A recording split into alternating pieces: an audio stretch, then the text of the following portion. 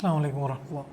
അൽഹംദുലില്ലാഹി റബ്ബിൽ ആലമീൻ വസ്സലാത്തു വസ്സലാമു അലാ റസൂലിഹിൽ അമീൻ വഅലാ ആലിഹി വസഹ്ബിഹി അജ്മഈൻ. റബ്ബി ഇശ്റഹ് ലി സദ്രി വയസ്സിർ ലി അംരി വഹ്ലുൽ ഉഖ്ദതം മിൻ ലിസാനി യഫ്ഖഹു ഖൗലി.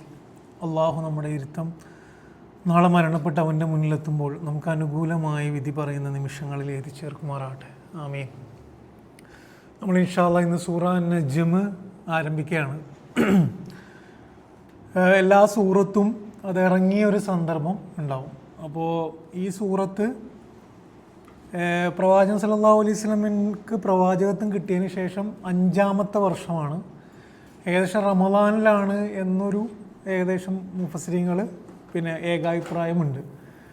പ്രവാചകൻ സല്ലല്ലാഹു അലൈഹി വസല്ലമ ഈ 5 വർഷത്തിന് മുന്നേ കുടുംബത്തിന് തൊട്ടടുത്തുള്ള ആൾക്കാർക്കായിരുന്നു പ്രധാനമായും ഖുർആൻ അവതരിച്ച ഖുർആന് പിന്നെ ഓതി കേൾപ്പിച്ചതും അതിൻ്റെ പാഠങ്ങൾ നൽകിയതും.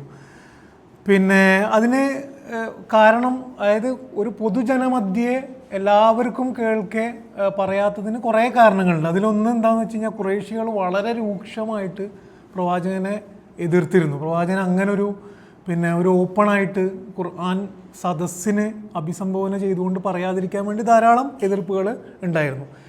ഈ സൂറത്താണ് പിന്നെ പ്രവാചകൻ ഒരു ബഹുജന സദസ്സിനെ ഒരു വലിയൊരു സദസ്സിനെ അഭിമുഖീകരിച്ചുകൊണ്ട് മൊത്തമായി ഓതി കേൾപ്പിച്ച സൂറത്ത് എന്ന ഒരു അഭിപ്രായം തഫ്സീറിൽ ഉണ്ട്. എന്ന് മാത്രമല്ല സുജൂദ് നിർബന്ധമാകുന്ന അല്ലെങ്കിൽ സുജൂദ് സുന്നത്ത് പിന്നെ ആയത്തിൽ സുജൂദേ തിലാവത്ത് വരുന്ന ആദ്യത്തെ സൂറത്ത് ഇതാണ് ആദ്യത്തെ സൂറത്ത് ഇതാണ്. പിന്നെ പ്രവാചകൻ സല്ലല്ലാഹു അലൈഹി വസല്ലം ഒരു ദിവസം മസ്ജിദുൽ ഹറമിൽ പിന്നെ വരികയും പിന്നെ ഒരു സംഘം ഖുറൈശികൾ അവിടെ ഉണ്ടാകുന്നവർക്ക് ഈ സൂറത്ത് ഓതി കേൾപ്പിക്കുകയും അതുവരെ എതിർത്തിരുന്നവർ ഈ സൂറത്തിൻ്റെ ഒരു സൗന്ദര്യം കാരണം എന്ന് വെച്ചാൽ നമ്മൾ അതിനെ അങ്ങനെയാണ് വായിക്കുന്നത്. സൗന്ദര്യം കാരണം അത് ഓതിത്തീരുന്നത് വരെ നിശബ്ദമായി കേൾക്കുകയും പ്രവാചകൻ അവസാനം സല്ലല്ലാഹു അലൈഹി വസല്ലമ സുജൂദ് ചെയ്യുമ്പം അവരും പ്രവാചകൻ്റെ കൂടെ സുജൂദ് എന്ന് വെച്ചാൽ വിശ്വാസികളായതുകൊണ്ടല്ല, അതിൻ്റെ ഒരു മാസ്മരികത ഈ സൂറത്തിൻ്റെ ഈ ഒരു ആയത്തുകളുടെ ഒരു പ്രത്യേകത ആത്മീയതയാണ് ഈ ആയത്തുകൾ മുഴുവൻ. നമുക്ക് ഇൻഷാ അല്ലാഹ് അതിൻ്റെ ഡീറ്റെയിലേക്ക് പോയിട്ട് പിന്നെ ബാക്കി കാര്യങ്ങൾ പറയാം. ഇതിൽ തുടക്കത്തിലെ ആയത്തുകൾ വഹീനെ കുറിച്ചാണ്. വഹി നമുക്കറിയാം ഇസ്ലാമിൻ്റെ വളരെ പ്രധാനപ്പെട്ട അടിസ്ഥാനമാണ്. എന്ന് വെച്ചാൽ ഇസ്ലാമിൻ്റെ ഒരടിസ്ഥാനം എന്ന് പറയുന്നത് മനുഷ്യൻ അവൻ്റെ ബുദ്ധിയും ചിന്തയും എത്ര ഉപയോഗിച്ചാലും ജീവിതം എന്താണ്, ജീവിതത്തിൽ എന്താണ് വിജയിക്കാൻ നേടേണ്ടത് എന്ന് അവന് ചിന്തിച്ചാൽ എത്താൻ കഴിയില്ല. അതുകൊണ്ട് തന്നെ അള്ളാഹുവിൻ്റെ അടുത്തുനിന്നുള്ള മാർഗദർശനം അവന് നിർബന്ധമാണ് എന്ന അടിസ്ഥാനത്തിൽ നിന്നുകൊണ്ടാണ് വഹി പ്രസക്തമാകുന്നത്. അതുകൊണ്ടാണ് ഈമാൻ കാര്യങ്ങളിൽ മലക്ക്, കിതാബ്, പ്രവാചകത്വം ഈ 3 കാര്യങ്ങളും വരുന്നത് വഹീൻ്റെ അടിസ്ഥാനം. അതിൽ ഉറച്ച വിശ്വാസം. നമ്മൾ അഷ്ഹദു അല്ലാ ഇലാഹ ഇല്ലല്ലാഹ് എന്ന് പറയുന്ന ഭാഗം കഴിഞ്ഞിട്ട് അഷ്ഹദു അന്ന മുഹമ്മദ് റസൂലുള്ളാ എന്ന് പറയുന്നത് മുഹമ്മദ് റസൂലുള്ളയാണ് എന്ന് പറയുന്നത് നമുക്ക് വഹിയിൽ ഈമാൻ ഉള്ളത് കൊണ്ടാണ് നമ്മളത് പറയുന്നത്. അപ്പോൾ വഹി വളരെ പ്രധാനപ്പെട്ട ഇസ്ലാമിൻ്റെ അടിസ്ഥാനമാണ്. ആ വഹീനെ ഖുർആൻ വളരെ യുക്തിപൂർവ്വം നമുക്ക് പരിചയപ്പെടുന്നുണ്ട്. യുക്തിപൂർവ്വം എന്ന് വെച്ചാൽ അതിന് തെളിവൊക്കെ വെച്ചുകൊണ്ട് എന്തിനാണ് ഒരാൾക്ക് വഹി വേണ്ടത് എന്ന് ഖുർആൻ വേറെ സ്ഥലത്ത് പറയുന്നുണ്ട്. പക്ഷെ ഈ തുടക്കത്തിലെ ആയത്തുകൾ ചിത്രീകരണമാണ്, വൈകാരികതയാണ്. ഇത് ഖുർആൻ്റെ വേറെ ശൈലിയാണ്. എന്ന് വെച്ചാൽ ഖുർആൻ നമ്മളെ പഠിപ്പിക്കുന്നത് അള്ളാഹു, ഇസ്ലാം എന്നൊക്കെ പറയുന്നത് അറിവിൻ്റെ വിഷയം മാത്രമല്ല. എന്ന് വെച്ചാൽ നമ്മളിങ്ങനെ കുറേ ചിന്തിച്ചിട്ട് അള്ളാഹിനെ കണ്ടെത്താൻ കഴിയും. അതിനോടൊന്നിച്ച് ഒരു അനുഭവമാണ് പടച്ചവൻ എന്ന് പറയുന്നത് നമ്മുടെ ഉള്ളിനെ തൊടുന്ന, നമ്മൾ കരഞ്ഞു പോകുന്ന, നമ്മൾ സ്നേഹിക്കുന്ന അങ്ങനെ ഒരു അനുഭവം കൂടിയാണ് അള്ളാഹു. അങ്ങനത്തെ രീതിയിലും ഖുർആൻ എന്ത് ചെയ്യുന്നുണ്ട്, ആഖിറത്തിനെ അങ്ങനെ പരിചയപ്പെടുത്തുന്നുണ്ട്. സ്വർഗമുണ്ട് എന്നതിന് യുക്തിപൂർവ്വം അള്ളാഹ് പരിചയപ്പെടുത്തുന്നുണ്ട്. അതേപോലെ സ്വർഗത്തിനെ വളരെ വൈകാരികമായിട്ട് അവിടെ അരുവികളുണ്ട് എന്നുള്ളതും അള്ളാഹിനെ നോക്കുമെന്നുള്ളതൊക്കെ അതാണ്. അതേപോലെ വഹീനെ ഇവിടെ വളരെ വൈകാരികമായിട്ട് ആ നടന്ന സംഭവത്തെ അതിൻ്റെ ഓരോ പടിപടിയായിട്ട് ചിത്രീകരിച്ച് കാണിക്കുന്ന ഖുർആനിലെ വളരെ സുന്ദരമായിട്ടുള്ള ആയത്തുകളിൽ ഒന്നാണിത്. എനിക്ക് നിങ്ങളോട് പറയാനുള്ളത്, ഈ ക്ലാസ് നിങ്ങൾ യുക്തി വെച്ചുകൊണ്ട് കേൾക്കരുത്, വൈകാരികമായിട്ട് കേൾക്കണം. നിങ്ങൾ ബുദ്ധി വെച്ചുകൊണ്ട് കേൾക്കരുത്, ഹൃദയം വെച്ചുകൊണ്ട് കേൾക്കണം. അങ്ങനത്തെ ആയത്തുകളാണ്. അപ്പോൾ എന്ന് വെച്ചാൽ ബുദ്ധിയേക്കാൾ ഹൃദയത്തിലേക്കാണ് ഇത് തൊടേണ്ടത്. അപ്പോൾ ആയത്തിലേക്ക് പോയിട്ട് ഇൻഷാ അല്ലാഹ് ഞാൻ അതിൻ്റെ വിശദീകരണത്തിലേക്ക് വരാം. ഒന്നാമത്തെ ആയത്ത് വൻ നജ്മി ഇദാ ഹവ. നജ്മ് എന്ന് പറഞ്ഞാൽ നക്ഷത്രമാണ്. ഇദാ ഹവ, ഹവ എന്ന് പറയുന്നത് മുകളിൽ നിന്ന് താഴേക്ക് വീഴുന്നതിനെയാണ് ഹവ എന്ന് പറയാം. അതേപോലെ ശൂന്യമായ ഒരിടത്തിനും ആ ഹവ എന്ന് പറയും. അതുകൊണ്ട് തന്നെ മനുഷ്യൻ്റെ ഇച്ഛകൾക്കും ആഗ്രഹത്തിനും ഹവ എന്ന് ഉപയോഗിക്കുന്നുണ്ട്. കാരണം നമ്മളെ ഇച്ഛക്ക് അടിമപ്പെടുമ്പം, ആഗ്രഹത്തിന് അടിമപ്പെടുമ്പോൾ നമ്മൾ ശരിക്കും മുകളിൽ നിന്ന് താഴത്തേക്കാണ് പോകുന്നത്. അതേസമയം ഇവിടെ നക്ഷത്രം അത് അസ്തമിക്കുമ്പോൾ എന്ന അർത്ഥത്തിലാണ് ഉപയോഗിച്ചിട്ടുള്ളത്. ഇവിടെ വൻ നജ്മ് എന്ന് പറയുന്നത് ഒരു സാധനത്തിനെ പിടിച്ചിട്ട് സത്യം ചെയ്യലാണ്. ഇത് ഖുർആൻ്റെ ഒരു ശൈലിയാണ്. ഖസമ് എന്ന് പറയും. വശംസി വളുഹാഹ വല്ലൈലി ഇദാ സജ എന്ന് പറയുന്നത് അള്ളാഹു എന്തിനെങ്കിലൊക്കെ പിടിച്ചിട്ട് സത്യം ചെയ്യുന്നൊരു ശൈലി ഖുർആൻ്റെ. എന്തിനാണ് അള്ളാഹു ഇത് ചെയ്യുന്നതെന്ന് വെച്ച് കഴിഞ്ഞാൽ അതിലധിക സ്ഥലങ്ങളും നിങ്ങൾ നോക്കിയാൽ പ്രകൃതി പ്രതിഭാസങ്ങളെ പിടിച്ചുകൊണ്ടാണ് അള്ളാഹു സത്യം ചെയ്യുന്നത്. അതിൻ്റെ യുക്തി എന്താണെന്ന് വെച്ച് കഴിഞ്ഞാൽ കാണാൻ കഴിയുന്നതിനെ വെച്ചുകൊണ്ട് കാണാൻ കഴിയാത്തതിനെ തെളിയിക്കലാണ് അള്ളാഹ് ചെയ്യുന്നത്. അതിൻ്റെ ഒരു ഉദാഹരണമാണ് നിങ്ങൾ സൂറ ഷംസ് എടുത്തു പോയി കഴിഞ്ഞാൽ സൂറ ഷംസിൻ്റെ വളരെ പ്രധാനപ്പെട്ട വിഷയം നഫ്സാണ്, നമ്മളെ ആത്മാവാണ്. എന്താണ്? വനഫ്സിം വമ സവ്വാഹ. പക്ഷെ വനഫ്സിം വമ സവ്വാഹ എന്ന് പറഞ്ഞിട്ടല്ല അള്ളാഹ് അതിനെ പരിചയപ്പെടുന്നത്. വശംസി എന്ന് പറഞ്ഞാൽ പിന്നെ പ്രപഞ്ചത്തിലെ പ്രതിഭാസങ്ങൾ, നമുക്ക് കാണാൻ കഴിയുന്ന പ്രതിഭാസങ്ങൾ സൃഷ്ടിച്ച പടച്ചവൻ, അതിനെ ഇത്രയും കൃത്യമായി നിയന്ത്രിക്കുന്ന പടച്ചവൻ, ആ പടച്ചവന് കാണാൻ കഴിയാത്ത ഒരു നഫ്സിനെ സൃഷ്ടിക്കാൻ കഴിയുമുള്ളതിൽ നിങ്ങൾ എന്ത് ചെയ്യേണ്ടതില്ല, അത്ഭുതപ്പെടേണ്ടതില്ല എന്ന് പറയുന്നതാണ്. അതേപോലെയാണ് ഇവിടെ വഹീനെ തെളിയിക്കാൻ വേണ്ടി അള്ളാഹു വൻ നജ്മി ഇദാ ഹവ. നിങ്ങൾ ഖുർആനിൽ നോക്കിക്കഴിഞ്ഞാൽ നക്ഷത്രങ്ങളെ പിടിച്ച് സത്യം ചെയ്യുന്ന ഇടങ്ങൾ നോക്കിക്കഴിഞ്ഞാൽ പിന്നെ അതിലധികവും ഖുർആൻ, വഹീ, ആയത്തുകൾ എന്ന വിഷയവുമായി ബന്ധപ്പെട്ടാണ്. അതിൻ്റെ ഒരു ഉദാഹരണമാണ് സൂറ വാക്കിയയിൽ പിന്നെ ഫലാ ഉഖ്സിമു ബി മവാഖിഉൻ നുജൂം എന്ന് പറയുന്നത്. ബി മവാഖിഉൻ നുജൂം അത് കഴിഞ്ഞിട്ട് പറയുന്നത് ഖുർആനെ കുറിച്ചാണ്. കിതാബുൽ മക്നൂൻ, കിതാബ് ഖുർആനെ കുറിച്ചാണ് അവിടെ പറയുന്നത്. അപ്പം പിന്നെ ഇതാണ് വൻ നജ്മി ഇദാ ഹവ. അപ്പം നിങ്ങൾ തഫ്സീറിൽ നോക്കിക്കഴിഞ്ഞാൽ നക്ഷത്രം അത് അസ്തമിക്കുമ്പോൾ തന്നെയാണ് സത്യമെന്നാണ്. ശരിക്കും നക്ഷത്രങ്ങൾ അസ്തമിക്കാറില്ല, നമുക്കങ്ങനെ തോന്നുകയാണ്. നക്ഷത്രങ്ങൾ അസ്തമിക്കുന്നത് പോലെ തോന്നുന്നത് ഭൂമി കറങ്ങുന്നത് കൊണ്ടാണ്. അപ്പം ഇത് ശാസ്ത്രീയമായിട്ട് ഇത് ശരിയാണോ തെറ്റാണോ എന്ന ചർച്ചയിലേക്കല്ല പോകേണ്ടത്. അള്ളാഹു നമ്മുടെ ഒരു അനുഭവത്തെ വെച്ചുകൊണ്ട് പറയാണ്, നമുക്ക് അത് അസ്തമിക്കുന്നതായി കാണുന്നതിനെ പറയാണ്. രണ്ടാമത്തെ ആയത്തിൽ അപ്പം നേർക്ക് നേരെ അള്ളാഹു വിഷയത്തിലേക്ക് കിടക്കുകയാണ്. എന്തിനാണ് നജ്മിനെ പിടിച്ചത്? മാ വല്ല സ്വാഹിബുക്കും വമാ ഗവ. വല്ല എന്ന് പറഞ്ഞു കഴിഞ്ഞാൽ എന്താണ്? വല്ല എന്ന് പറഞ്ഞാൽ വഴി തെറ്റലാണ്. സ്വാഹിബ് എന്ന് പറഞ്ഞു കഴിഞ്ഞാൽ കൂട്ടുകാരൻ, ദീർഘകാലം നമ്മളോടൊപ്പം ഉള്ള ആള്, നമുക്ക് വളരെ അടുത്ത് പരിചയമുള്ള ആളാണ് സാഹിബ്. അപ്പം മാ വല്ല സ്വാഹിബുക്കും, നിങ്ങളുടെ കൂട്ടുകാരൻ വഴി തെറ്റിയിട്ടില്ല. വമാ ഗവ, ഗവ. അപ്പം ഈ ഗവയും വല്ലയും തമ്മിലുള്ള വ്യത്യാസം എന്താണെന്ന് വെച്ച് കഴിഞ്ഞാൽ ലല്ല എന്ന് പറഞ്ഞാൽ അറിയാതെ വഴിതെറ്റി പോകുന്നതിനെയാണ് ലലാലത്ത് എന്ന് പറയുക. ഗവ എന്ന് പറഞ്ഞാൽ അറിഞ്ഞുകൊണ്ട് നമ്മൾ തെറ്റിലേക്ക് പോകുന്നതിനെയാണ് ഗവ എന്ന് പറയുക. അപ്പം നിങ്ങളുടെ കൂട്ടുകാരൻ എന്നിവിടെ ഉപയോഗിച്ചതിന് വളരെ പ്രധാനപ്പെട്ട ഒരു പോയിന്റ് ഉണ്ട്. കാരണം പ്രവാചകൻ സല്ലല്ലാഹു അലൈഹി വസല്ലം 40 വർഷം വരെ നിങ്ങളുടെ കൂടെയാണ് ജീവിച്ചത്. 40 വർഷം വരെ നിങ്ങൾക്ക് പരിചിതനായ അല്ലമീനായിരുന്നു ആ പ്രവാചകൻ മുഹമ്മദ്. അങ്ങനെ ഇരിക്കുന്ന ഒരാൾ കള്ളത്തരമാണ് പറയുന്നത് എന്ന് എങ്ങനെയാണ് നിങ്ങൾ പറയാന്ന് അവർക്ക് ആ ചോദ്യം തിരിച്ച് അവരുടെ അടുത്തേക്ക് അവർക്ക് തന്നെ കുറ്റബോധം ഉണ്ടാക്കുന്ന രീതിയിൽ അള്ളാഹു തിരിച്ചിടുകയാണ്. സ്വാഹിബുക്കും എന്ന് അള്ളാഹു ഉപയോഗിക്കുന്നത്. അതേപോലെ ലല്ല ഗവ എന്ന് അള്ളാഹു ഉപയോഗിക്കുന്നതിൻ്റെ കാരണം എന്താണെന്ന് വെച്ച് കഴിഞ്ഞാൽ ലല്ല എന്ന് പറഞ്ഞാൽ പ്രവാചകൻ സല്ലല്ലാഹു അലൈഹി വസല്ലമക്ക് എന്തോ അറിയാണ്ട് എന്തോ സംഭവിച്ചു പോയിട്ട് അത് നിങ്ങളോട് പറയല്ല വഹി. അതേപോലെ ഗവ എന്ന് പറഞ്ഞാൽ പ്രവാചകൻ എന്തോ സ്വാർത്ഥമായ ലാഭത്തിന് വേണ്ടി അറിഞ്ഞുകൊണ്ട് നിങ്ങളെ ചതിക്കുന്നതും അല്ല. അപ്പം 2 പോസിബിലിറ്റിനെയും നെഗേറ്റ് ചെയ്യാണ് അവിടെ. ഇവിടെ 3 സാധനങ്ങളുണ്ട്. ഒന്ന് സ്വാഹിബാണ് എന്ന് വെച്ചാൽ ഇത് 3 പ്രൂഫുകളാണ്. പ്രവാചകൻ സല്ലല്ലാഹു അലൈഹി വസല്ലം വഹിയാണ്, അള്ളാഹ് സംസാരിക്കുന്നുണ്ട് എന്നതിൻ്റെ ഒന്നാമത്തെ പ്രൂഫ് പ്രവാചകൻ സ്വാഹിബാണ്, പ്രവാചകൻ്റെ പേഴ്സണാലിറ്റിയാണ്. 2 അദ്ദേഹം വല്യവുമല്ല അദ്ദേഹം ഗവയുമല്ല ചെയ്യുന്നത് എന്ന് പറയുന്നതായിട്ട് കാണാൻ പറ്റും. 3-ാമത്തെ ആയത്ത് വമാ യന്തിഖു അനിൽ ഹവ. ഈ ആയത്തുകളുടെ ഒരു പ്രത്യേകത, ഈ ആയത്ത് മാത്രമല്ല മൊത്തത്തിൽ ഖുർആൻ്റെ ആയത്തുകളുടെയൊക്കെ പ്രത്യേകത, ഉപയോഗിക്കുന്ന വാക്കുകളുടെയൊക്കെ സൂക്ഷ്മത, നമ്മൾ അതിനെക്കുറിച്ച് ചിന്തിക്കുമ്പോൾ നമ്മുടെ മനസ്സ് തകർന്ന് പടച്ചവനോട് അറിയാണ്ട് സുബ്ഹാനല്ലാഹ്, അൽഹംദുലില്ലാഹ്, മാഷാ അല്ലാഹ് എന്നൊക്കെ പറഞ്ഞു പോകും. എത്ര കൃത്യമായിട്ടാണ് ഓരോ വാക്കും പ്ലേസ് ചെയ്തിരിക്കുന്നത് നോക്കുക. വമാ യൻതിഖു അനിൽ ഹവ. യൻതിഖു, നതക്ക് എന്ന് പറഞ്ഞു കഴിഞ്ഞാൽ സംസാരമാണ്. പക്ഷെ കൗല് സംസാരമാണ്. കൗല് എന്ന് പറഞ്ഞു കഴിഞ്ഞാൽ സംസാരത്തിന് ജനറലി പറയുന്നതാണ് പിന്നെ കൗല്. നതക്ക് എന്ന് പറഞ്ഞു കഴിഞ്ഞാൽ ആർട്ടിക്കുലേറ്റ് ചെയ്യാന്ന്, എന്ന് വെച്ചാൽ വളരെ ബോധപൂർവം കൃത്യതയോടുകൂടി സംസാരിക്കുന്നതിനെയാണ് നതക്ക് എന്ന് പറയുക. എന്ന് വെച്ചാൽ പ്രവാചകൻ സല്ലല്ലാഹു അലൈഹി വസല്ലം നിങ്ങളോട് വഹി പറയുന്നത് എന്തോ വർത്താനം പറയല്ല, വളരെ കൃത്യമായിട്ടുള്ള ഒരു അങ്ങോട്ടും ഇങ്ങോട്ടും മാറാത്ത സംസാരമാണ് വഹി എന്നതാണ്. വമാ യൻതിഖു അനിൽ ഹവ. ഹവ എന്ന് നിങ്ങൾ നോക്കുക, നേരത്തെ എന്താ ഉപയോഗിച്ചത്? വൻ നജ്മി വമാ ഹവ.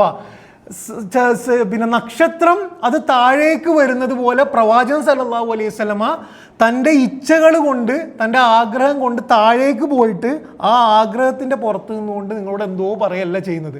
വമാ യൻതിഖു അനിൽ ഹവ. പ്രവാചകൻ സല്ലല്ലാഹു അലൈഹി വസല്ലമ ഹവയിൽ നിന്നുകൊണ്ടല്ല പറയുന്നത്, നതക്കാണ്, വളരെ കൃത്യമായിട്ടാണ് സംസാരിക്കുന്നത്. ക്ലിയർ ആണല്ലോ അല്ലേ? ഇനി 4-ാമത്തെ ആയത്തിൽ ഇൻ ഹുവ ഇല്ലാ വഹിയ യൂഹ. ഇതെന്താണ്? പിന്നെ എന്താണ്? ഹവയല്ല, ഇത് വഹിയാണ്. വഹി യൂഹ. വഹി എന്ന് പറഞ്ഞു കഴിഞ്ഞാൽ, വഹി എന്നുള്ള വാക്കിന് കുറേ അർത്ഥങ്ങളുണ്ട്. അതിലൊരർത്ഥം സൂചന എന്നാണ്. സൂചന നൽകുക, നമ്മൾ ഒരാൾക്ക് സൂചന, സംസാരിക്കാതെ സൂചന കൊടുക്കുന്നതിന് വഹി എന്ന് പറയും. അതേപോലെ വളരെ വേഗത്തിലുള്ള കമ്മ്യൂണിക്കേഷന് വഹി എന്ന് പറയും, വളരെ സ്പീഡായിട്ടുള്ള. 3-ാമത് പറയുന്ന ആളും കേൾക്കുന്ന ആളും മാത്രം അറിയുന്ന, മൂന്നാമതൊരാൾക്ക് കാണാൻ കഴിയാത്ത അദൃശ്യമായ കമ്മ്യൂണിക്കേഷനാണ് വഹി എന്ന് പറയുന്നത്. അപ്പം പിന്നെ എന്ന് മാത്രമല്ല, വഹി എന്ന് പറയുന്നത് ഇത് നമ്മൾ ചിന്തിച്ച് കഴിഞ്ഞാൽ, വഹി എന്ന് പറഞ്ഞു കഴിഞ്ഞാൽ നമ്മളോട് ഒരാളോട് കാര്യം പറയുമ്പോൾ, ഞാൻ നിങ്ങളോടൊരു കാര്യം പറയുമ്പം ഞാൻ പറയുന്നതെല്ലാം നിങ്ങൾ കേൾക്കൂല. നിങ്ങൾ എന്താ ചെയ്യുക? നിങ്ങളുടെ ചിന്തയും എല്ലാത്തിൻ്റെയും ഫിൽട്ടർ കഴിഞ്ഞിട്ടാണ് നിങ്ങളുടെ ഉള്ളിലേക്ക് ഇത് പോവുക. പ്രവാചകന്മാർക്ക് വഹിയ കിട്ടുമ്പം അവരുടെ ചിന്ത സൈലൻ്റ് ആണ്. ചിന്ത സൈലൻ്റ് ആയിട്ട് പൂർണ്ണമായിട്ടും ആ മെസ്സേജ് ഉള്ളിലേക്ക് ഇറങ്ങുന്നതിനെയാണ് വഹി എന്ന് പറയുന്നത്. ടോട്ടലി ഡിഫറെൻ്റ് ആയിട്ടുള്ളൊരു സാധനമാണ്. എന്ന് വെച്ചാൽ ഒരാളോട് പറഞ്ഞു കഴിഞ്ഞാൽ ഫുൾ മെസ്സേജ് അയാൾക്ക് കൺവേ ചെയ്യാൻ കഴിയില്ല, അയാളുടെ ചിന്ത അതിൽ വർക്ക് ചെയ്യും. വഹി എന്ന് പറഞ്ഞാൽ അള്ളാഹു എന്താണോ മുകളിൽ നിന്നും ഇടുന്നത് അത് പൂർണ്ണമായി അങ്ങനെ പോകുന്നതിനെയാണ് വഹി എന്ന് പറയുക. ഖുർആനിൽ 5 തരം വഹികളെ കുറിച്ച് പറയുന്നുണ്ട്. 5 തരം വഹികളെ കുറിച്ച്. 1-ാമത്തെ വഹി ഞാൻ നേരത്തെ പോലെ ആംഗ്യം കാണിക്കലാണ്, സിഗ്നൽ കൊടുക്കലാണ്. അതിൻ്റെ ഒരു ഉദാഹരണമാണ് സൂറ മറിയമിൽ 11-ാമത്തെ ആയത്തിൽ സക്കരിയ പിന്നെ ഫൗഹ ഇലൈഹിം അൻ സബ്ബിഹു ബുക്റതൻ വഅശിയ എന്ന് ജനങ്ങളോട് പറയുന്നുണ്ട്. അവരോട് പറയാണെന്ത്? നിങ്ങൾ എന്ത് ചെയ്യുക? അള്ളാഹുവിൻ്റെ ദിക്ർ രാവിലെയും വൈകുന്നേരവും പിന്നെ ചെയ്യുക എന്നത് ആംഗ്യം കാണിച്ചു പറഞ്ഞു എന്നതിന് ഫൗഹ ഇലൈഹിം എന്നാണ്. അപ്പോൾ 1-ാമത്തെ വഹി എന്താണ്? ആംഗ്യമാണ്. 2-ാമത്തെ വഹി എന്ന് പറയുന്നത് ജൈവികമായ ബോധമാണ്. ജൈവികമായ ബോധം എന്ന് പറഞ്ഞു കഴിഞ്ഞാൽ, നിങ്ങളിപ്പോൾ ഒരു കോഴീനെ നോക്കിക്കഴിഞ്ഞാൽ കോഴിക്ക് പ്രത്യേകം ട്രെയിനിങ് ക്ലാസ്സിനൊന്നും പോകേണ്ട ആവശ്യമില്ല. എന്ത് ചെയ്യും? കോഴി വളരെ സിമ്പിളായിട്ട് അതെന്താണോ ചെയ്യേണ്ടത് ചെയ്തുകൊണ്ടേ ഇരിക്കും. തേനീച്ച അങ്ങനെയാണ്, പക്ഷികൾ അങ്ങനെയാണ്. അവർക്ക് ഉള്ളിൽ തന്നെ എന്തുണ്ട്? ഒരു ജൈവികമായ ബോധമുണ്ട്. നമുക്കുണ്ട്. നമ്മളെ കുട്ടി ജനിക്കുമ്പം നമുക്കാണ് വളരെ കുറവ്, പക്ഷെ മൃഗങ്ങൾക്ക് വളരെ കൂടുതലുണ്ട്. അതിന് വഹി എന്ന് പറയും. സൂറ നഹ്ല് 68-ാമത്തെ ആയത്തിൽ അള്ളാഹു പറയുന്നുണ്ട് ഔഹാ റബ്ബുക ഇലൻ നഹ്ല് എന്നാണ്. തേനീച്ചക്ക് അള്ളാഹു വഹി കൊടുത്തു. അപ്പോൾ അത് ഈ വഹിയല്ല. ആ വഹി എന്താണ്? അതിൻ്റെ ഉള്ളിലേക്ക് അള്ളാഹു ഇട്ട് കൊടുക്കുന്ന, അതെങ്ങനെ ജീവിക്കണം, ഓരോ സ്റ്റെപ്പും എടുക്കണം എന്നതിൻ്റെ വഹിയാണ് 2-ാമത്തെ വഹി. 3-ാമത്തെ വഹി സാധാരണ മനുഷ്യർക്ക് അള്ളാഹു അവരുടെ മനസ്സിൽ ഇട്ട് കൊടുക്കുന്ന ചിന്തകളും സൂചനകളും മാർഗദർശനങ്ങളുമാണ്. നമുക്കും കിട്ടുന്നുണ്ട്, നമുക്കത് ബോധമില്ലാത്തതുകൊണ്ടാണ്. അതിൻ്റെ ഒരു ഉദാഹരണമാണ് മൂസാ നബി അലൈഹി ഇസ്ലാമിൻ്റെ ഉമ്മാനെ കുറിച്ച് സൂറ ഖസസിൽ 7-ാമത്തെ ആയത്തിൽ അള്ളാഹു പറയുന്നത് വഔഹൈന ഇലാ ഉമ്മി മൂസ എന്ന് പറയുന്നുണ്ട്. മൂസാ നബിയെ എന്താണ് തൊട്ടിൽ പിന്നെ അരുവിയിലേക്ക് ഒഴുക്കൂ എന്നൊക്കെ പറയുന്നത് വഹി, ഈ പ്രവാചകന്മാരുടെ വഹിയല്ല. അള്ളാഹു എന്ത് ചെയ്യാണ്? സൂചന കൊടുക്കുന്നതാണ്. നമുക്കങ്ങനെ ചിലപ്പോൾ ജീവിതത്തിൽ അങ്ങനെ തോന്നാറുണ്ട്. 4-ാമത്തെ വഹി ഷെയ്ത്താൻ്റെ വഹിയാണ്. അത് സൂറ അന്നാമിൽ 121-ാമത്തെ ആയത്തിൽ ഇന്ന ഷയാത്തീന ലയൂഹൂന ഇലാ ഔലിയാഇഹിം എന്നാണ്. ഷെയ്ത്താൻ അവൻ്റെ ടീംസിന് എന്ത് ചെയ്യും? വഹി കൊടുത്തുകൊണ്ട് ഇരിക്കും. അപ്പോൾ നമ്മൾ ആരെ വഹിയാണ് നമുക്ക് കിട്ടുന്നത് വളരെ പ്രധാനപ്പെട്ട ഒരു ചോദ്യമാണ്. 5-ാമത്തെ വഹിയാണ് പ്രവാചകന്മാർക്ക് കിട്ടുന്ന വഹി. പ്രവാചകന്മാർക്ക് ഉള്ള വഹിയാണ് ഇന്നത്തെ ക്ലാസ്സിൽ അള്ളാഹു പറയുന്നത്. അപ്പോൾ 5 തരം വഹികൾ ഉണ്ട്. ഇതാണ് 4-ാമത്തെ ആയത്ത്. 5-ാമത്തെ ആയത്ത് അല്ലമഹു ഷദീദുൽ ഖുവ. ആരാണ് പ്രവാചകൻ സല്ലല്ലാഹു അലൈഹി വസല്ലമക്ക് വഹി കൊണ്ടുവന്നത്? അല്ലമഹു പഠിപ്പിക്കുന്നത് ആരാണ്? ഷദീദുൽ ഖുവ. ഷദീദുൽ ഖുവ എന്ന് പറഞ്ഞാൽ വളരെയധികം ശക്തിയുള്ള ഒരാൾ. ഇത് ജിബ്രീൽ അലൈഹി ഇസ്ലാമിനെ കുറിച്ചാണ് ഇവിടെ പറയുന്നത്. നിങ്ങളിവിടെ ശ്രദ്ധിച്ചു കഴിഞ്ഞാൽ ഇവിടെ അല്ലമ എന്നാണ് അള്ളാഹു ഉപയോഗിച്ചിട്ടുള്ളത്. എന്ന് വെച്ചാൽ വഹി എന്നുള്ള പ്രോസസ്സിൻ്റെ ഇടയ്ക്ക് ഒരു പഠിപ്പിക്കൽ എന്തുണ്ട് അവിടെ നടക്കുന്നുണ്ട്. ജിബ്രീൽ അലൈഹി സ്വലാം പ്രവാചകൻ സല്ലല്ലാഹു അലൈഹി വസല്ലമക്ക് വഹി കൊണ്ടുവരുന്നു എന്ന് പറഞ്ഞാൽ മതി. പക്ഷെ അല്ലമ എന്ന് പറയുന്നത് എന്താണ് കാണിക്കുന്നത് വെച്ച് കഴിഞ്ഞാൽ കൊണ്ടുവരുന്ന വഹിയെ കറക്റ്റായിട്ട് സ്റ്റുഡൻറ്റിന് മനസ്സിലായി, ആ മുന്നിലുള്ള ആൾക്ക് മനസ്സിലായി എന്ന രീതിയിലുള്ള എല്ലാതരം പഠിപ്പിക്കലും എന്ത് ചെയ്യുന്നുണ്ട്? ജിബ്രീൽ അലൈഹി സ്വലാം നടത്തുന്നുണ്ട് എന്നതാണ് അവിടെ പറയുന്നത് എന്ന് കാണാൻ പറ്റും. 6-ാമത്തെ ആയത്ത്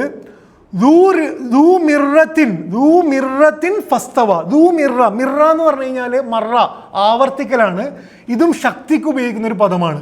ഇവിടെ പിന്നെ എന്താണ് ധാർമ്മികമായ ശക്തി അല്ലെങ്കിൽ എല്ലാ തലത്തിലുമുള്ള ശക്തിയെക്കുറിച്ച് പറയുന്നിടത്ത് മിറ എന്ന് പറയുന്നത്. അപ്പം ജിബ്രീൽ അലൈഹി സ്വലാമിൻ്റെ 2-ാമത്തെ സവിശേഷത അദ്ദേഹത്തിൻ്റെ ഈ ശക്തിയാണ്.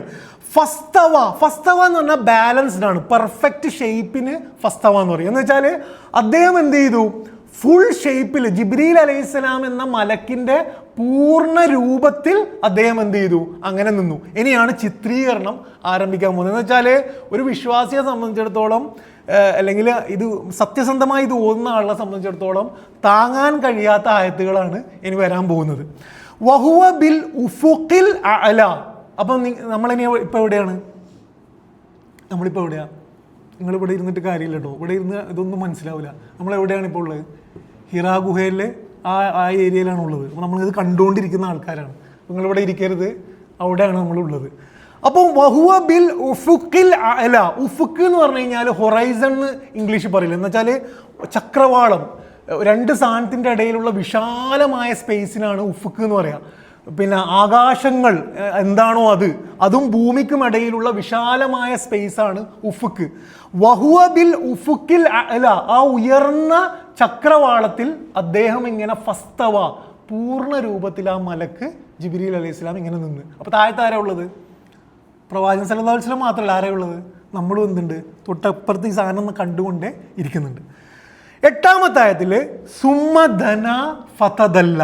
ധന എന്ന് പറഞ്ഞാൽ അടുത്ത് എന്നാണ് അർത്ഥം, നിയറസ്റ്റ് എന്ന അർത്ഥമാണ്. ഫതദല്ല എന്ന് പറഞ്ഞു കഴിഞ്ഞാൽ ഒന്നിനെ സമീപിക്കുന്നതിന് പറയാണ് ദല്ല. സുമ്മ ധന ഫതദല്ല. അപ്പോൾ ജിബ്രീൽ അലൈഹി സ്വലാം എന്ത് ചെയ്തു? കുറച്ച് അടുത്തേക്ക് വന്നു, പ്രവാചകൻ സല്ലല്ലാഹു അലൈഹി വസല്ലമയുടെ അടുത്തേക്ക് വന്നു. 9-ാമത്തെ ആയത്തിൽ ഫകാന ഖാബ ഖൗസൈനി ഔ അദ്ന. ഖാബ എന്ന് പറഞ്ഞു കഴിഞ്ഞാൽ മെഷറാണ്, പിന്നെ അളവാണ്. ഖൗസൈൻ എന്ന് പറഞ്ഞാൽ 2 വില്ലോളം വില്ലിൻ്റെ അകലം എന്ന്. വില്ല് എന്ന് പറഞ്ഞാൽ അറിയാലോ, വില്ലെന്ന് വെച്ചാൽ എന്താണ്? പിന്നെ ഈ അമ്പെയ്ത്തിൻ്റെ വില്ല്.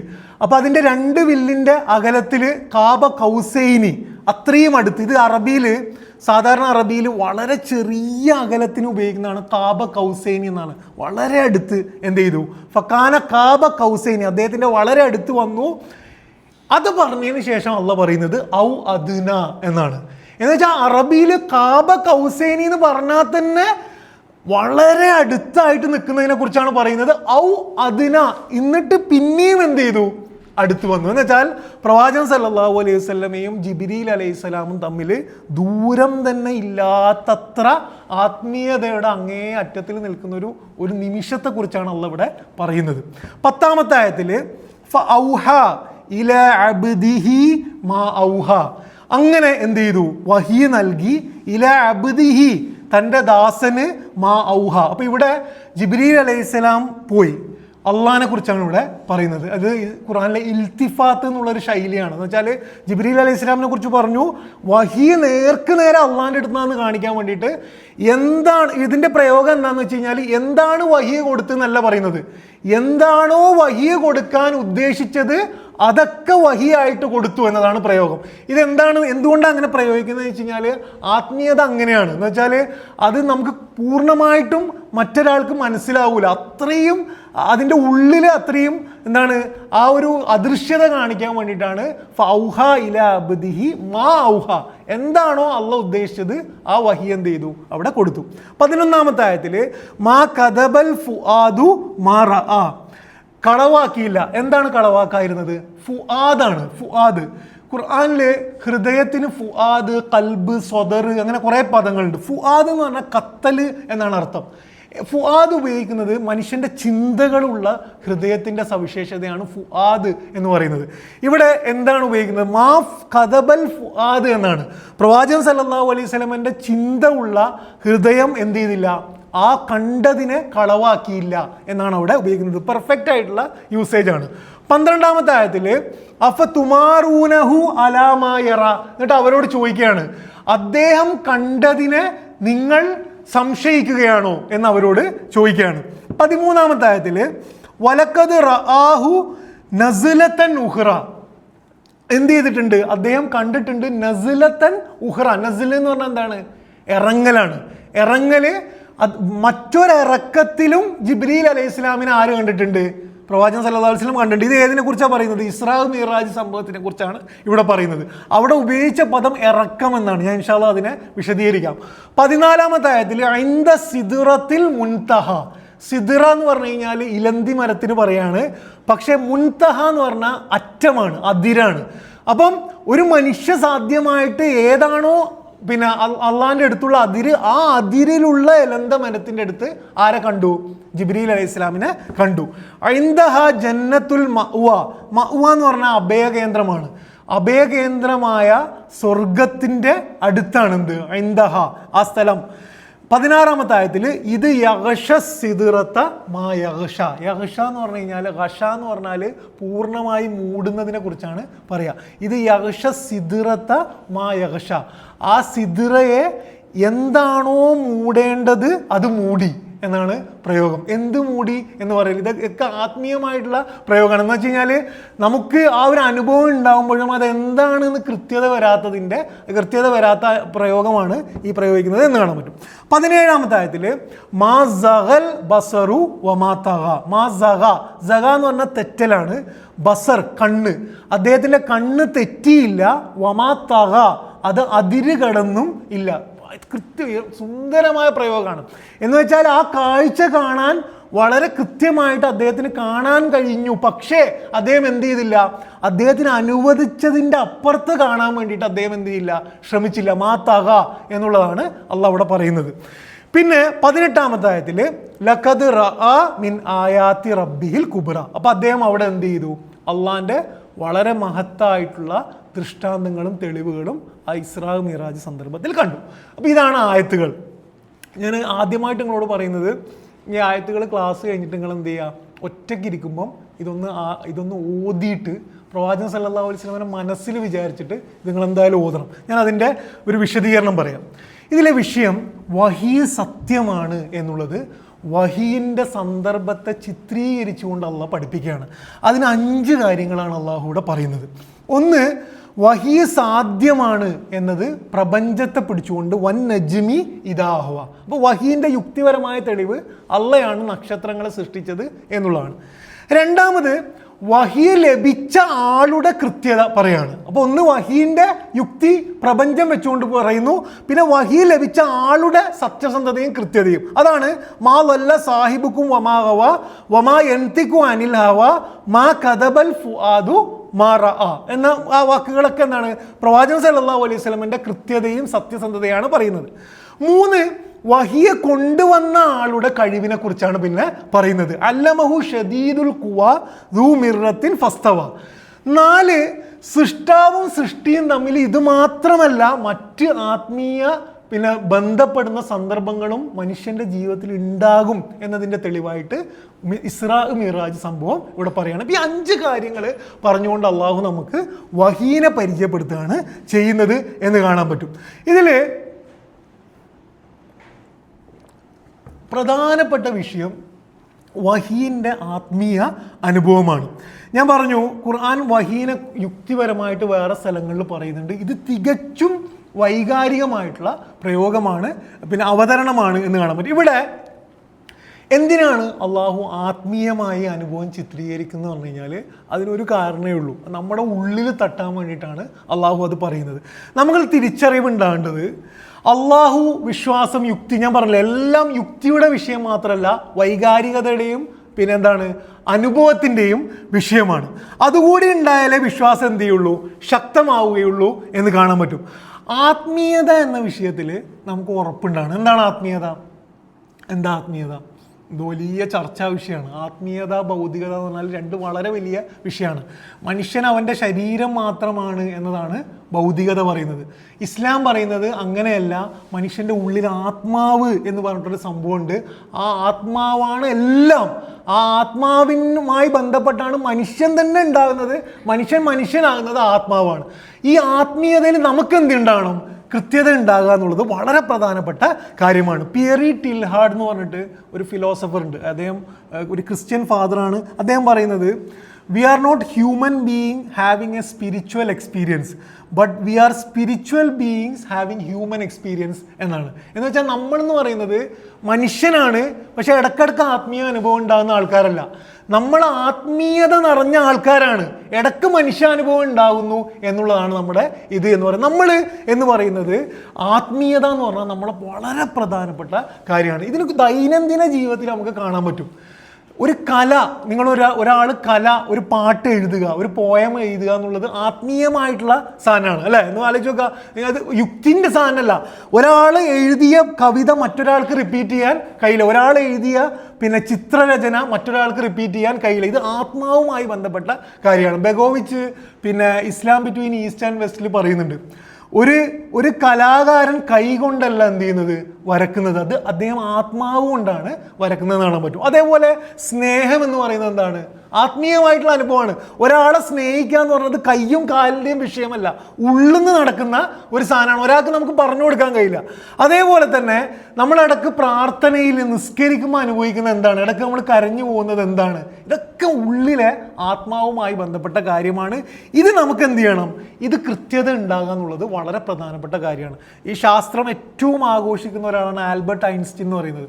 ആൽബർട്ട് ഐൻസ്റ്റീൻ പറയുന്നത് എല്ലാ ശാസ്ത്രത്തിൻ്റെയും വിത്ത് ആത്മീയതയാണ്. ആത്മീയത എന്ന് പറഞ്ഞു കഴിഞ്ഞാൽ അന്വേഷണമാണ്. എന്താണെന്ന് വെച്ചാൽ നമ്മളുടെ പുറത്തുള്ള സാധനത്തിനെ കുറിച്ചുള്ള അന്വേഷണത്തിൽ നിന്നാണ് ഓരോ ശാസ്ത്രവും ഉണ്ടാകുന്നതെന്ന് അദ്ദേഹം പറയുന്നതായിട്ട് കാണാൻ പറ്റും.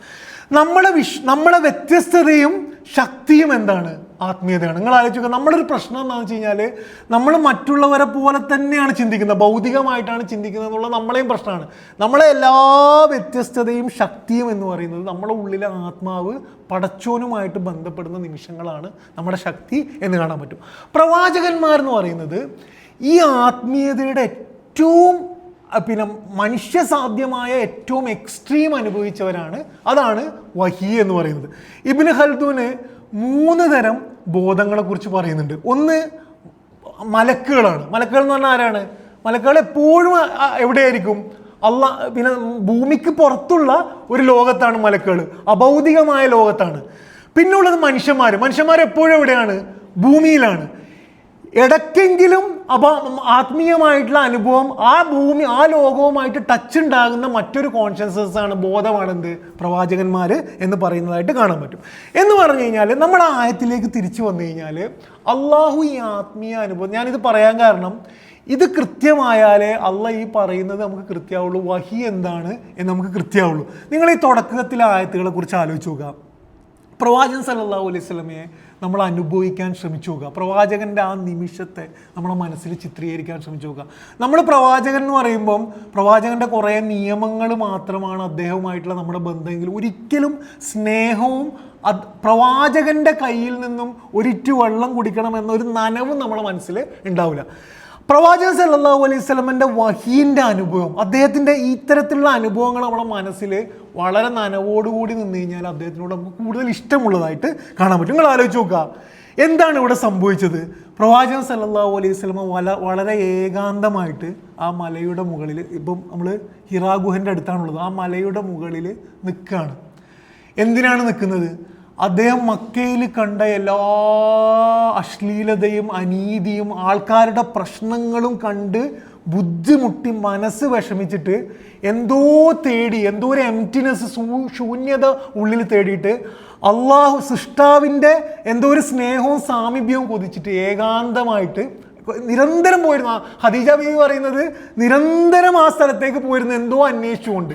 അങ്ങനെ നിൽക്കുന്ന ഒരു സമയത്താണ് ഒരു രാത്രിയിലാണ് അദ്ദേഹം എന്ത് ചെയ്യുന്നത്? ജിബ്രീലിനെ കാണുന്നത്. ദൂ മിർറത്തിൻ ഫസ്തവ വഹുവ ബിൽ ഉഫുക്കിൽ അഅല. എന്നിട്ട് ആ കാഴ്ച കണ്ടിങ്ങനെ സ്തംഭിച്ച് നിൽക്കുന്ന പ്രവാചകന്റെ അടുത്തേക്ക് ജിബ്രീൽ അലൈഹി സ്വലാം മെല്ലെ താഴത്തേക്ക് വരികയാണ്. സുമ്മ ദന ഫതദല്ല. എന്നിട്ട് അദ്ദേഹം കൂടുതൽ അടുത്ത് വരികയാണ്. ഫക്കാന കാബ കൗസൈനി ഔ അദ്ന എന്ന് പറഞ്ഞാൽ ജിബ്രീൽ അലൈഹി സ്വലാം എന്ന മലക്കും മുന്നിൽ അദ്ദേഹത്തിൻ്റെ ശ്വാസം പോലും അദ്ദേഹത്തിന് ഫീൽ ചെയ്യാൻ കഴിയുന്നത്ര അടുത്തായിട്ട് ഒരു മലക്ക് നിൽക്കുന്ന അനുഭവത്തെക്കുറിച്ച് നമ്മൾ ആലോചിച്ച് നോക്കാം. എന്നിട്ട് ജിബ്രീൽ അലൈഹിസ്സലാം അദ്ദേഹത്തിനോട് പറയുന്നത് എന്ത്? വായിക്കുക എന്നുള്ളത്. വായിക്കുക എന്ന് പറയുന്ന ആദ്യ സന്ദർഭത്തിൽ പ്രവാചകൻ തൻ്റെ എല്ലാ നിഷ്കളങ്കതയിൽ നിന്നുകൊണ്ട് മറുപടി പറയുന്നത് എനിക്ക് വായിക്കാൻ കഴിയില്ല എന്നുള്ളത്. ജിബ്രീൽ അലൈഹിസ്സലാം അദ്ദേഹത്തിനെ ചേർത്ത് പിടിക്കുകയാണ് ചെയ്യുന്നത്. ആ അനുഭവത്തെക്കുറിച്ച് നമ്മൾ ആലോചിച്ച് നോക്കുക. അങ്ങനെ മൂന്നാമത്തെ പ്രാവശ്യം ചേർത്ത് പിടിച്ചുകൊണ്ട് ജിബ്രീൽ അലൈഹിസ്സലാം പറയുന്നത് നിന്റെ റബ്ബിൻ്റെ നാമത്തിൽ നീ വായിക്കുക. അത്രയും കാലം കാത്തിരുന്ന ആ സ്നേഹത്തിൻ്റെ വാക്കും നാമവും കേട്ട് കഴിയുമ്പം ഉള്ളുപോലും അറിയാതെ പ്രവാചകൻ സല്ലല്ലാഹു അലൈഹി വസല്ലമ ആ വായിക്കാൻ പറഞ്ഞത് ഇഖ്റ ബിസ്മി റബ്ബിക എന്ന് പറഞ്ഞിട്ടുള്ള ആയത്ത് എന്ത് ചെയ്യാണ്? പ്രവാചകൻ സല്ലല്ലാഹു അലൈഹി വസല്ലമ വായിക്കുകയാണ്. നിങ്ങൾ ആ സന്ദർഭത്തെക്കുറിച്ച് ആലോചിച്ച് നോക്കാം. അത് കഴിഞ്ഞതിന് ശേഷം പ്രവാചകൻ സല്ലല്ലാഹു അലൈഹി വസല്ലമ ഓടി ആ മലയുടെ മുകളിൽ നിന്നും ഓടി ഖദീജ ബീവിയുടെ അടുത്ത് വന്നിട്ട് ആ മടിയിൽ കിടന്നിട്ട് പറയാണ് സമ്മിലൂനി, എന്താണ്? എന്നെ പുതച്ചു തരൂ എന്നുള്ളത്. ഇതാണ് ആത്മീയത. ഈ ആത്മീയ അനുഭവത്തിൽ നിന്നാണ് ഇസ്ലാം എന്ന് വെച്ചാൽ നമ്മൾ ഈ കാണുന്ന ഖുർആന്റെ എല്ലാ സൗന്ദര്യവും ആരംഭിക്കുന്നത് ആ ഒരു ടച്ചിൽ നിന്നാണ്. ആകാശവും ഭൂമിയും ഒന്നായ നിമിഷത്തെക്കുറിച്ചാണ് അള്ളാഹു ഇവിടെ പറയുന്നത് എന്ന് കാണാൻ പറ്റും. സെയ്ദ് ഖുത്ബ് പിന്നെ ഈ തുടക്കത്തിലെ ആയത്തുകളെ കുറിച്ച് പറയുന്നത്, ഈ ആയത്തുകൾ വായിക്കുമ്പം പ്രവാചകന്റെ ഹൃദയം അനുഭവിച്ച ആ മഹത്തായ വിശാലത നമുക്ക് ചില നിമിഷങ്ങളിൽ അനുഭവിക്കാൻ കഴിയും. എന്നിട്ട് അദ്ദേഹം പറയുന്നത് പ്രവാചകനെ മൊത്തത്തിൽ അനുഭവിച്ച ആ ആത്മീയത നമുക്ക് അനുഭവിക്കാൻ കഴിയുന്നില്ലെങ്കിലും അള്ളാഹ് നമുക്ക് അനുഗ്രഹമായിട്ട് ആ നിമിഷങ്ങളെ കോറിയിടുന്നതാണ് സൂറ നജ്മ് എന്നാണ് അദ്ദേഹം അവിടെ പറയുന്നത് എന്ന് കാണാൻ പറ്റും. മൂസാ നബി അലൈഹിസ്സലാമിൻ്റെ സമാനമായിട്ടുള്ളൊരു അനുഭവം ഖുർആൻ പറയുന്നുണ്ട്. മൂസാ നബി അലൈഹിസ്സലാം അള്ളാഹുവിനെ കാണണം എന്ന് പറഞ്ഞതിന് ശേഷം സൂറ അറാഫിൽ 143-ാമത്തെ ആയത്തിൽ ഫലമ്മാ തജല്ല റബ്ബുഹു ലിൽ ജബലി ജഅലഹു ദക്ക, റബ്ബിൻ്റെ ഒരു ചെറിയ പ്രത്യക്ഷപ്പെടലിൻ്റെ ഒരു വെളിച്ചം വന്നപ്പം ആ പർവ്വതം എന്തായിപ്പോയി? തകർന്നു പോയി. വഹറ മൂസ സായിക്ക, മൂസാ നബി അലൈഹി സ്വലാം അവിടെ എന്ത് ചെയ്തു? ബോധരഹിതനായി വീണതായിട്ട് അള്ളാഹു ഖുർആനിൽ പറയുന്നതായിട്ട് കാണാൻ പറ്റും. ഈ ആത്മീയ അനുഭവമാണ് എന്ത് ചെയ്യുന്നത്? പ്രവാചകന്മാർ അനുഭവിച്ചതെന്ന് കാണാൻ പറ്റും. വഹീനെ കുറിച്ച് ആയിഷ ബീവി പിന്നെ ധാരാളം ഹദീസുകൾ റിപ്പോർട്ട് ചെയ്യുന്നുണ്ട്. ഇത് ഓരോന്നും വായിക്കുമ്പോൾ നമുക്ക് പ്രവാചകൻ്റെ അത്രയും അടുപ്പവും സ്നേഹവും തോന്നി തുടങ്ങും. പ്രവാചകൻ സല്ലല്ലാഹു അലൈഹി വസല്ലം പറയുന്നത് ചില സമയത്ത് മണിശബ്ദം പോലെയാണ് വഹി എനിക്ക് അനുഭവപ്പെടുക. ഭയങ്കരമായിട്ടുള്ള മണിശബ്ദം. ചില സമയത്ത് വളരെ തണുപ്പുള്ള സമയത്ത് വഹി കഴിഞ്ഞ് കഴിഞ്ഞാൽ പ്രവാചകൻ്റെ നെറ്റിയിൽ മുഴുവൻ വിയർപ്പ് കണങ്ങൾ ഉള്ളതായിട്ട് പിന്നെ റിപ്പോർട്ട് ചെയ്യുന്നത് വെച്ചാൽ അത്രയും. ഒരു സ്ഥലത്ത് പറയുന്നത് പ്രവാചകൻ സല്ലല്ലാഹു അലൈഹി വസല്ലം ഇരുന്ന ഒട്ടകം ആ വഹീൻ്റെ ഭാരത്താൽ മൊത്തം ആ താങ്ങാൻ കഴിയാതെ താഴത്തേക്ക് ഇരുന്നു പോയതായിട്ട്. ഇതാണ് ഖുർആൻ ഇറങ്ങിയ വഹി എന്ന് പറയുന്ന അനുഭവം. നമുക്ക് എന്ത് ചെയ്യണം? നമുക്കെങ്കിലും അതിൻ്റെ ഒരു തിരിച്ചറിവുണ്ടാകണം. പ്രവാചകൻ സല്ലല്ലാഹു അലൈഹി വസല്ലമക്ക് വഹിയിലൂടെ കിട്ടിയത് ഖുർആനാണ് നമ്മുടെ വഹി. ശരിക്ക് ഖുർആൻ ഓതുമ്പം നമ്മൾ അനുഭവിക്കേണ്ടതും ഇതാണ്. ഇത് പറയുന്ന 2 ആയത്തുകൾ ഖുർആനിലുണ്ട്. ധാരാളം ആയത്തുകളുണ്ട്. 2 ആയത്തുണ്ട്. അതിലൊന്നാണ് ലൗ അൻസൽനാ ഹാദൽ ഖുർആന അലാ ജബലിൻ ലറഅയ്തഹു ഖാശിഅൻ മുതസദ്ദിഅൻ മിൻ ഖശ്യത്തില്ലാ. ഇപ്പം നമുക്ക് കുറെ കൂടെ ഈ ആയത്ത് മനസ്സിലാവും. ഈ ഖുർആൻ എങ്ങാൻ ഒരു പർവ്വതത്തിൻ്റെ മുകളിൽ ഇറങ്ങിയിരുന്നെങ്കിൽ ആ പർവ്വതം പൊട്ടിത്തകരുന്നതായിട്ട് നിങ്ങൾക്ക് കാണാമായിരുന്നു എന്നുള്ളതാണ്. പ്രവാചകൻ സല്ലല്ലാഹു അലൈഹി വസല്ലമ ഓടി ഖദീജ ബീവിൻ്റെ അടുത്ത് സമ്മിലൂനി എന്ന് പറയുന്നത് ആ അനുഭവം അത്രയും ഉള്ളിൽ ഇറങ്ങുമ്പോഴാണ്. നമുക്കൊന്നും തോന്നാത്തതിൻ്റെ കാരണം എന്താണെന്ന് വെച്ച് കഴിഞ്ഞാൽ അതങ്ങനെ തന്നെ നമ്മുടെ ഉള്ളിലേക്ക് ഇറങ്ങാതിരിക്കാൻ മാത്രം നമ്മുടെ ഉള്ളിൽ പരിശുദ്ധമാകാത്തതിൻ്റെതാണ് എന്ന് കാണാൻ പറ്റും. 2-ാമത്തെ ആയത്ത് അല്ലാഹു നസ്സല അഹ്സനൽ ഹദീസി കിതാബൻ എന്ന് പറഞ്ഞിട്ട് സൂറ സുമറിൽ ഒരു ആയത്തുണ്ട്. അള്ളാഹിൻ്റെ ആയത്തുകൾ നമ്മൾ ഓതേണ്ടതുപോലെ ഓതിക്കഴിഞ്ഞാൽ നമുക്ക് രോമാഞ്ചം ഉണ്ടാകും എന്നതാണ് സൂറ സുമറിൽ പറയുന്നത്. നമ്മുടെ തൊലികൾക്ക് രോമാഞ്ചം ഉണ്ടാവും എന്ന് മാത്രമല്ല സുമ്മ തലീനു ജുലൂദുഹും വ കുലൂബുഹും ഇലാ ദിക്രില്ല, നമ്മുടെ ഹൃദയവും തൊലികളും അള്ളാഹിൻ്റെ പിന്നെ അള്ളാഹിൻ്റെ വിനയത്തോടു കൂടി അള്ളാഹിൻ്റെ മുന്നിൽ എന്ത് ചെയ്യും, നിൽക്കുമെന്നുള്ളത് ഖുർആൻ്റെ വഹിയെ നമ്മുടെ ഉള്ളിൽ ഇറങ്ങിക്കഴിഞ്ഞാൽ നമുക്കുള്ള അനുഭവമാണ് എന്ന് കാണാൻ പറ്റും. അപ്പം ഇതാണ് പിന്നെ വഹീൻ്റെ അനുഭവം എന്ന് പറയുന്നത്. ഇനി ഇതിൽ നിങ്ങൾ നോക്കിക്കഴിഞ്ഞാൽ പിന്നെ രണ്ട് സ്ഥലത്ത് രണ്ട് ആത്മീയ അനുഭവങ്ങളാണ് ഈ ആയത്തിൽ പറയുന്നത്. ഒന്നെന്താണ്? ഒന്ന് വഹിയാണ്, രണ്ട് മിഅ്റാജാണ്, ഇസ്രാ മിഅ്റാജാണ്. ഈ രണ്ട് കാര്യങ്ങളും ഇറങ്ങിയ സന്ദർഭങ്ങൾ ഏതാണ് എന്ന് ആലോചിച്ച് നോക്കുക. ഒന്ന്, ജീവിതത്തിൽ അസത്യത്തിൻ്റെ കൂരിരുൾ പടർന്നിട്ട് ഒരു മനുഷ്യൻ അത് ഇഷ്ടമാവാതെ സത്യം തേടിയിട്ട് മനസ്സ് നീറി സത്യം അന്വേഷിച്ച് നടക്കുമ്പോഴാണ് ആദ്യത്തെ ആത്മീയ അനുഭവം ഉണ്ടാകുന്നത്. എന്ന് വെച്ചാൽ അള്ളാഹു എപ്പോഴാണ് നമ്മുടെ അടുത്തേക്ക് വരിക എന്നതിന് രണ്ട് സന്ദർഭങ്ങളാണ് ഈ ആയത്തുകൾ പറയുന്നത്. ഒന്ന് വഹിയാണ്. എപ്പോഴാണ് വഹി നടക്കുക? നമുക്ക് ചുറ്റുമുള്ള അസത്യവും അനീതിയും അത്രയും വെറുത്തിട്ട് നമ്മൾ അത്രയും ആഗ്രഹിച്ച് പടച്ചവൻ്റെ മാർഗദർശനത്തിന് വേണ്ടി ആഗ്രഹിക്കുമ്പോഴാണ് എന്ത് ചെയ്യുന്നത്, പടച്ചവൻ അത്രയും അടുത്ത് വരുന്നത്. രണ്ടാമത് എപ്പോഴാണ്? ഇസ്രാ മിഅ്റാജ് എപ്പോഴാണ് നടക്കുന്നത്?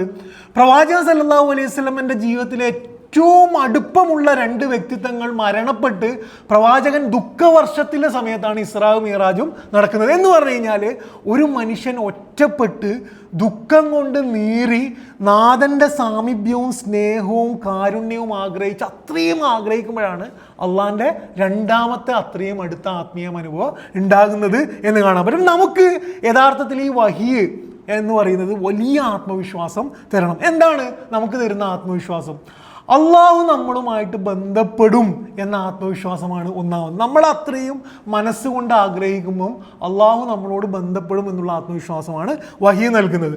പക്ഷെ പ്രവാചകൻ സല്ലല്ലാഹു അലൈഹി വസല്ലമയെ പോലെ അർഹത നേടുക എന്നുള്ളതാണ് നമ്മൾ ചെയ്യേണ്ടത്. നമ്മൾ എന്ത് ചെയ്യണം എന്ന് ചോദിച്ചു കഴിഞ്ഞാൽ, ഒന്ന്, മനസ്സും സ്വഭാവവും കൊണ്ട് ആ ശുദ്ധി നേടുമ്പം അള്ളാഹ് നമ്മളുമായിട്ട് ബന്ധപ്പെടും. രണ്ട്, പടച്ചവന് അത്രയും സത്യസന്ധമായി നമ്മൾ ആഗ്രഹിക്കുമ്പം അള്ളാഹിൻ്റെ റഹ്മത്തിനും കാരുണ്യത്തിനും മാർഗദർശനത്തിനും വേണ്ടി ആഗ്രഹിക്കുമ്പം അള്ളാഹ് നമ്മളുമായിട്ട് ബന്ധപ്പെടും. പടച്ചവൻ എന്തുകൊണ്ട് നമ്മളുമായിട്ട് ബന്ധപ്പെടുന്നില്ല എന്ന ചോദ്യത്തിനുള്ള ഉത്തരവ് എന്തുണ്ട്?